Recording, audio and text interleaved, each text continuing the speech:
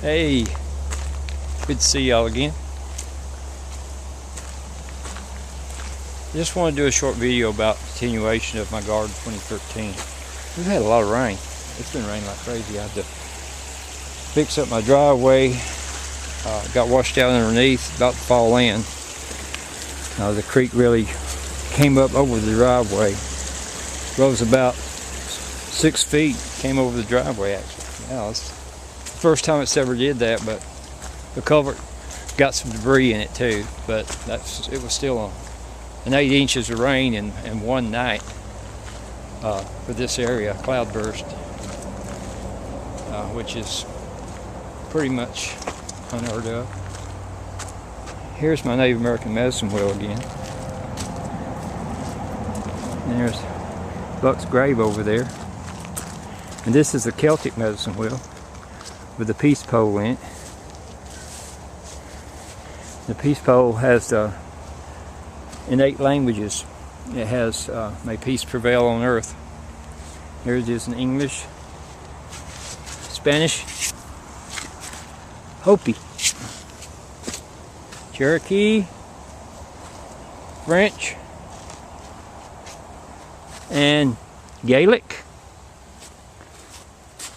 and Lakota Sioux, and Sanskrit. Here in the Celtic medicine wheel. Yeah, I got a lot of stuff going around here. Yucca. I got yucca down by my mailbox. Some people call it Spanish bayonet, but I think it's something else. The Spanish bayonet is something else, I think, but if you run into it, it's the same. Here's some chrysanthemums. My dad used to grow them. He still does, but he don't grow as many as he did. He used to make a pretty good part-time living off of these things, just sticking them in the ground and getting them started. They would come out really nice. He would put them above his old septic tank and they would just take root, and he would sell those cuttings, but I'm getting one for Buck's grave.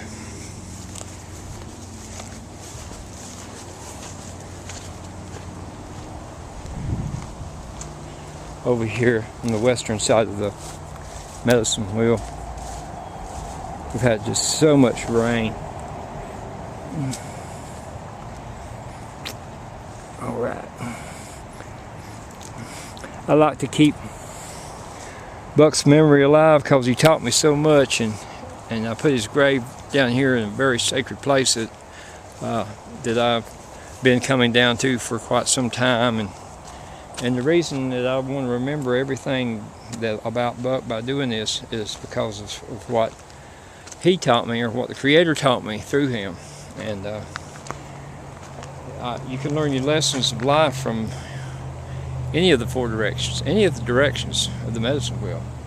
And I learned an important lesson from the animal kingdom, which is the power of the north in the medicine wheel. And the animals are great teachers. They're very similar to our elders, our teachers, our school teachers when we were children, and the old wise ones now that we're adults, like the yogis, like the Dalai Lama, teachers like Jesus, Martin Luther King, Gandhi, different ones, the spiritual leaders. This is power of the north. And in the medicine wheel, that's the power of the animal kingdom, also the power of our elders and the disappearing place. And you can see in this medicine wheel, the north is the white stone, opposite is red stone, which represents the powers of the south. And so I'm talking about the power of the north, which faces north, or the energies come in from north to the center of the medicine wheel, which is where we stand and where that sacred place is, where the Creator lives. And there we go back to the source in the center. So all the energies are coming in, and the power of the animals are coming in from the north, and so are the power of the teachers and the old ones. The north is wintertime. in the medicine wheel, and as it turns clockwise, it goes into the east, back into the east, completes the cycle as it goes to the north. A cycle is completed, and when it gets back into the east in the golden hues, yellows of the sunrise, which is yellow, the power of the east, the sun rises and a new day begins, or a new life. It's the place of beginnings. But I'm just talking about that, and I just wanted to show you my garden of 2013, how it's done. So here it is. From the last time, you might remember, it was washed out twice by rains, and it's taken some heavy beatings, but it's coming out pretty good. My Cherokee Trail of Tears pole beans are starting to take off. I haven't even had time to put fertilizer on them. I've been real busy with other things, but my flowers are starting to come out. My sacred basil, the purple basil. I love this stuff. This stuff is the antidote for brown recluse spider bites, and the best way to protect yourself against brown recluse spider bites is to order basil oil, and you can get it online, basil oil. And you can get the sacred basil oil too, and it's also good for nerves and a lot of other things. You might want to check on that.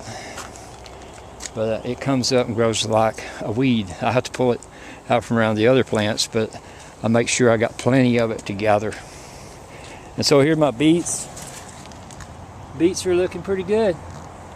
They're coming along. I don't have a lot of them. This is the first time I've actually grew beets, but I planted them last fall, and so they're coming on up, and I'm just wondering how they'll endure the July heat if we do have a hot July.